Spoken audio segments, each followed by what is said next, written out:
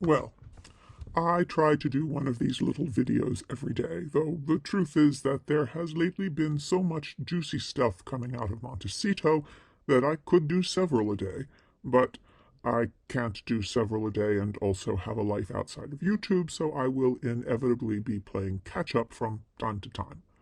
That said, let's talk a bit about the lawsuit that Harry lost in late May, the one that denied him permission to pursue his claim of needing royal-level protection even though he is no longer actually a royal at this point.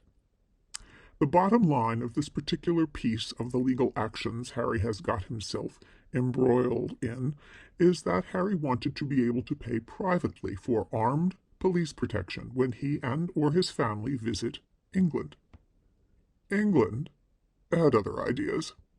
See, in the UK, they are much more sensible about guns than we are here in the US.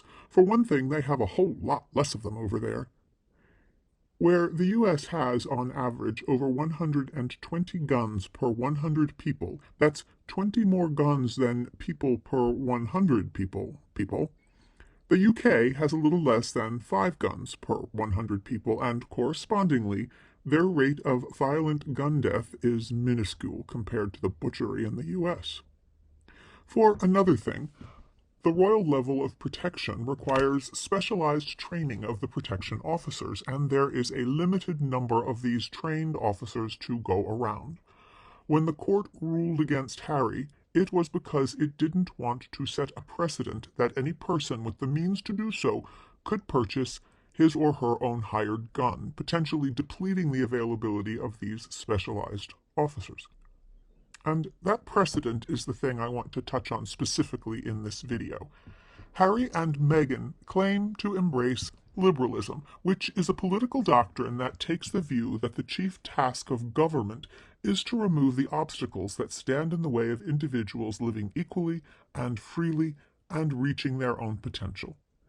These obstacles toward equality and freedom include some big problems: poverty, discrimination, disease. And it is these things that, if Harry and Meghan's actions matched their words, they would be working on reducing. Instead, they are spending a lot of time and a boatload of money to sue Harry's mother country in order to gain special privileges for themselves. What is equal about a couple of rich elites like Harry and Meghan who are living in a garish McMansion in a privileged bubble in a moneyed enclave like Montecito being able to hire their own guns when they travel to foreign shores? Why should they not be required to abide by the laws and customs of the countries they visit? What puts these delusional people above the law? You know who else thinks he's above the law? Donald Trump. Who do Meghan and Harry think they are? Trumps? Fortunately, so far, the law keeps slapping down both these grasping families.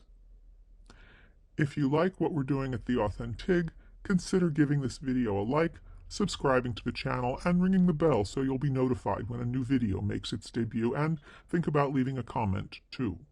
Also, if there's a particular juicy tidbit out of Montecito you'd like me to address, just let me know in the comments. Thank you for watching.